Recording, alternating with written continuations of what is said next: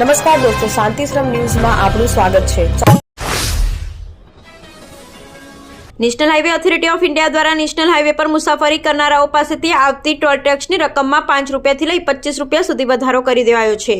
આ વધારો 31 માર્ચની મધ્યરાત્રે 12 વાગ્યા બાદ જ લાગુ થઈ જશે। પાલનપુર સ્વરૂપગંજ સુધીના હાઈવે પરના ખેમાણા ટોલ પ્લાઝા પર નાની ગાડીઓમાં ચૂકવાતા ₹5, જ્યારે લાઇટ કોમર્શિયલ વ્હીકલ અથવા મિની બસોમાં ₹10 સુધીનો વધારો, ટ્રક અને બસોમાં ₹20 રૂપિયાનો વધારો ચૂકવવો પડશે, જ્યારે નાની ગાડીઓને ઓવરલોડ અને ઓવરસાઇઝ અને 7 એક્સેલ સુધીના ભારે વાહનોમાં અલગ પ્રમાણે ભાવ વધારો ઝીંકાયો।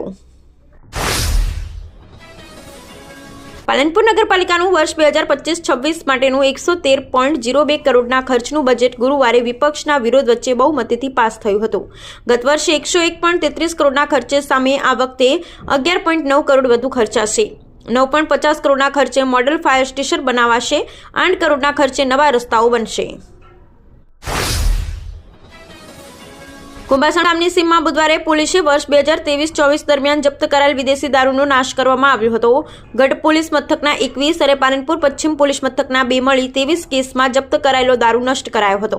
5443 બોટલો દારૂની કિંમત 8,99,656 રૂપિયા આંકવામાં આવી હતી। પ્રાંત અધિકારી કમલ ચૌધરી, પાલનપુર ડીવાયએસપી જિગ્નેશ ગામેતી, નશાબંધી અધિકારી પીજી ચૌધરી અને ગઢ પીઆઈ કેએમ વસાવાની ઉપસ્થિતિમાં વિદેશી દારૂના જથ્થા પર રોલર ફેરવી અને નાશ કરવામાં આવ્યો હતો।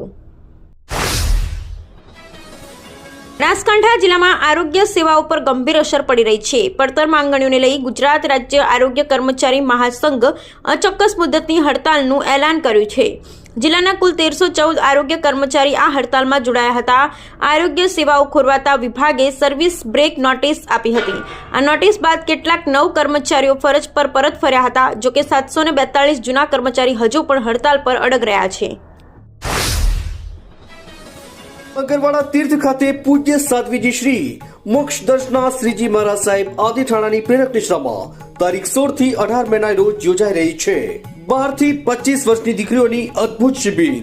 દીકરીઓ માટે અદ્ભુત અનુભવ ચૂકવવા જેવો નથી, જેનું ફોર્મ ભરવાની છેલ્લી તારીખ 1 મે 2025 છે અને ફોર્મ ભરવા માટે સંપર્ક કરો દીપ્તિબેનનો। તો જરૂરથી આ શિબિરમાં જોડાશો અને જીવનભર યાદગાર ક્ષણોને માણશો। ડીસા સિવિલમાં ગુરુવારે રાત્રે યુવકના મોત બાદ પરિવારજનોએ ભારે હંગામો મચાવી દીકરાની લાશ લેવાનો ઇનકાર કરી રોડ પર વચ્ચોવચ્ચ મૂકી દીધી હતી। ઘટનાને પગલે પોલીસ દોડતી થઈ ગઈ હતી। દાંતીવાડા તાલુકાના ગોઠ ગામનો 25 વર્ષીય ગણપતભાઈ ભગવાનભાઈ પરમાર ચતવારીડા ખેતરમાં કામ કરતો હતો। દરમિયાન ભૂલથી પાણીના બદલે જંતુનાશક દવા પી લેતા તેને ઝેરની અસર થતા તુરંત 108માં ડીસા સિવિલમાં લવાયો હતો। ડીસામાં નગરપાલિકા અને ટ્રાફિક પોલીસ દ્વારા વિવિધ વિસ્તારના જાહેર માર્ગોને નડતરરૂપ દબાણો દૂર કરવામાં આવ્યા હતા, જેમાં 20 લારી ગલ્લા હટાવી રસ્તો ખુલ્લો કર્યો હતો। વર્ષો બાદ દબાણો દૂર થતા રસ્તા ખુલ્લા થતા રાહદારીઓએ હાશકારો અનુભવ્યો હતો। જોકે પુનઃ દબાણ ન થાય તેની કાળજી રાખવા મત વ્યક્ત કર્યો હતો। ડીસામાં મુખ્ય બગીચા સર્કલથી SCW હાઈસ્કૂલ રોડ, લાયન્સ હોલથી ચંદ્રલોક રોડ, બસ સ્ટેન્ડ વિસ્તાર, ફુવારા વિસ્તારમાં વર્ષોથી ફેરિયાઓ શાકભાજી ફ્રૂટની લારીઓ, નાસ્તાની લારીઓ દ્વારા ટ્રાફિકને નડતરરૂપ થાય તે રીતે ઊભા રહે છે। આ અંગેની વારંવારની રજૂઆતને પગલે ગુરુવારે પાલિકા અને ડીસા શહેર ટ્રાફિક પોલીસ દ્વારા સંયુક્ત રીતે કામગીરી હાથ ધરાઈ હતી।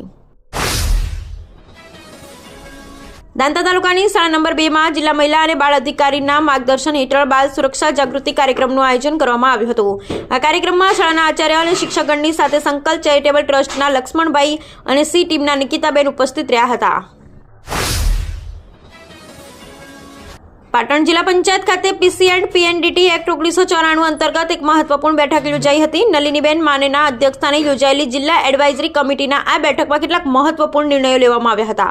કમિટીએ જિલ્લામાં 3 નવા રજીસ્ટ્રેશન અને 3 રિન્યુઅલ રજીસ્ટ્રેશન રદ કરવાનો નિર્ણયને મંજૂરી આપી। આ ઉપરાંત નવી અરજીઓની ચકાસણી, ચેકલિસ્ટ, અહેવાલ અને એનઓસીને લગતી બાબતો અંગે પણ સર્વસંમતિથી નિર્ણયો લેવામાં આવ્યા હતા।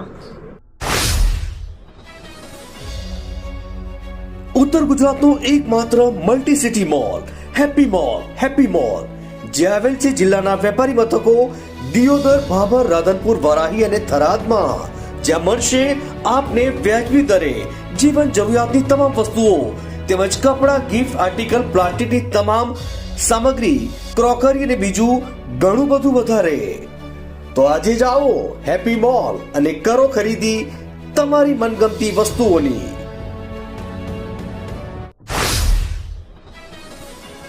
પાટણમાં ખોરાક અને ઔષધ નિયમન તંત્રએ મોટી કાર્યવાહી કરી છે. તંત્રને 11 માર્ચના રોજ શંકાસ્પદ ઘી અંગે બાતમી મળી હતી. આ બાતમીના આધારે ઊંઝા હાઈવે પર આવેલા પાર્થ એસ્ટેટમાં તપાસ હાથ ધરવામાં આવી હતી. તપાસ દરમિયાન 2 ગોડાઉન બંધ મળ્યા હતા.